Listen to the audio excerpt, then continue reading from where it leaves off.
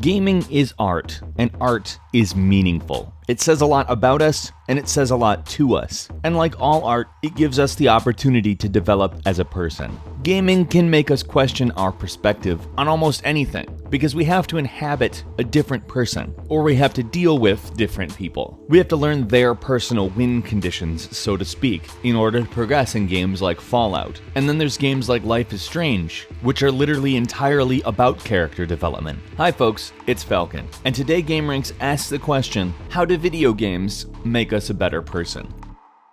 Well, the first thing we should point out is that video games can't automatically make you a better person. That would be irresponsible of us to say, and art itself can't influence you to be different. One has to be open to develop as a person in order to develop as a person. If video games just automatically changed you, then the argument that video games make people violent would be a valid one, and it's not. That being said, the virtual worlds that you get to inhabit as a character in a story that is completely foreign to the world can place you in a situation where, as I said, if you're open to it, you can start to consider other people's perspectives and develop a sense of empathy perhaps you did not have in the first place. I mean, we are kind of doing a bad job of instilling that sense in people as they grow up nowadays. But that's neither here nor there. I shouldn't criticize how parents are raising their kids, unless they're depriving their children of video games. I feel rather critical of that. However, what is a video game exactly? Well, it's a collection of virtual experiences, and that's something the art form actually does have above a book or a movie,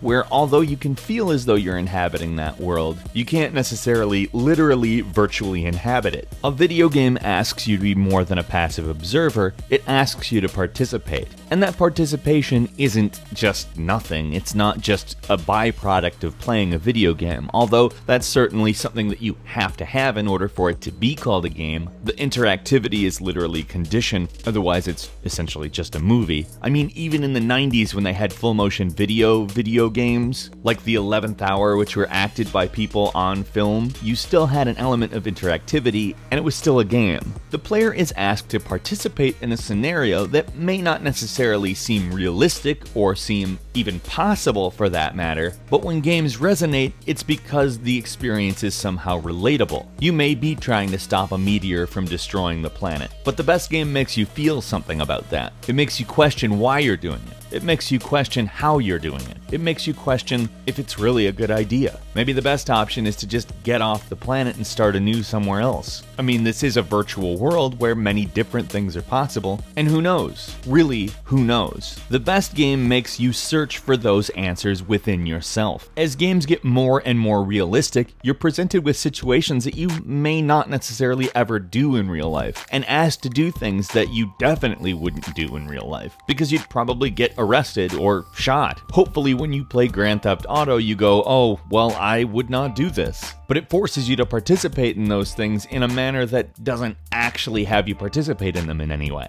And as you participate, you see the consequences. In Grand Theft Auto, your actions rarely end in a peaceful resolution. You always see that there are consequences. They don't really particularly portray it as a bad thing, but even in Grand Theft Auto, if you whip out a gun and start shooting at people, people start shooting back. Cops start showing up and shooting much more. I don't know what you have to do to get a tank on your ass in real life, but I do know what you have to do to get a tank on your ass in Grand Theft Auto. And those are not things I would do in real life. And while it can be amusing to have tanks and all that shit, it also isn't something I'd like to experience in real life, to be completely honest. I'm not in any way trying to tell you that the point of Grand Theft Auto is to make you understand that actions have consequences, nor am I calling this a shining example of a morality play. But there's a very simple message one can glean from these situations. Do bad shit, you gon' get hit. And I'm not saying that that's the message of Grand Theft Auto, nor am I even asserting that there is an actual message to Grand Theft Auto. I'm saying if you just went around and did horrible shit in the game and nothing happened, it wouldn't be realistic.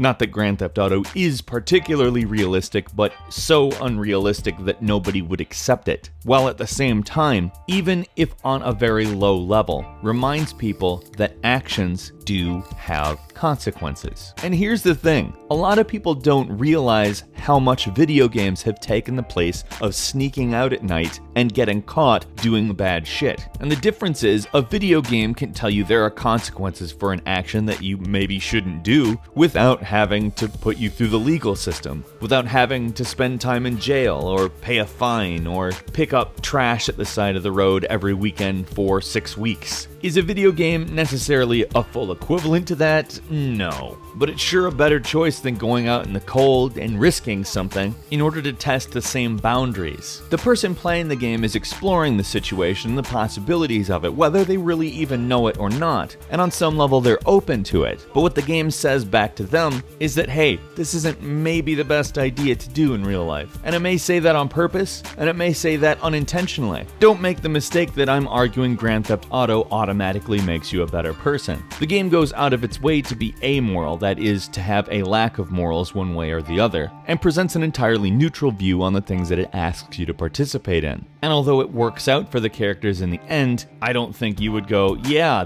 I bet I could do that. At least most people sure don't. I'm sure there are some people that do, but I doubt that they were really open to the idea that consequences are, an actual thing. Games like Mass Effect ask you to make a lot of different moral choices. Who lives? Who dies, how to do things, how not to, and they always present you with consequences. It's presented as a story through dialogue and actions, and certainly the environment isn't what you would call realistic. None of us have really ever experienced life in space, or space aliens, or interspecies politics, but we could certainly relate those things to our world now. People can serve as analogs for different issues in the world, different viewpoints, different perspectives, and the games can remind us that other people think differently than we do for varying reasons, for valid reasons as well. Through the course of this, as we experience the consequences of our actions in a virtual environment, whether they're good consequences or bad consequences, a game can kind of sit in for some life experiences that maybe you wouldn't normally have. Now, I'm not saying it's a substitute for the actual life experience, but I will say in the case of things with negative consequences, it might be the better option, to be honest. If a game can hit emotionally hard and make you acknowledge things went wrong or went right because of you,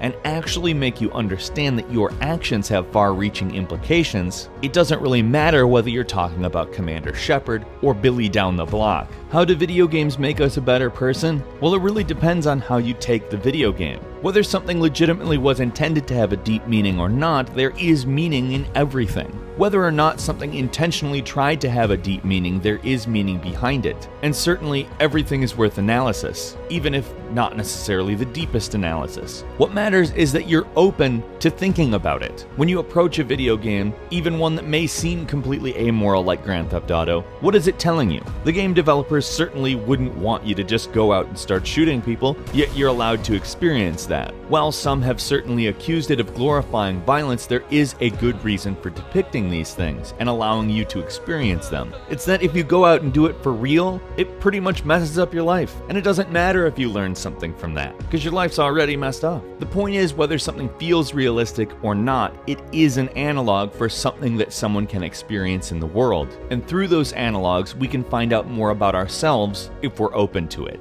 What do you think? What about video games has made you a better person? Let's meet in the comments. I'm certainly interested to hear what you have to say. If you enjoyed this video, please click like, and if you're not subscribed, now's a great time to do so. We upload brand new videos every single day of the week, and the best way to see them first is, of course, a subscription. As always, we thank you very much for watching this video. I'm Falcon. You can follow me on Twitter @FalconTheHero, and we'll see you next time right here on gameranx.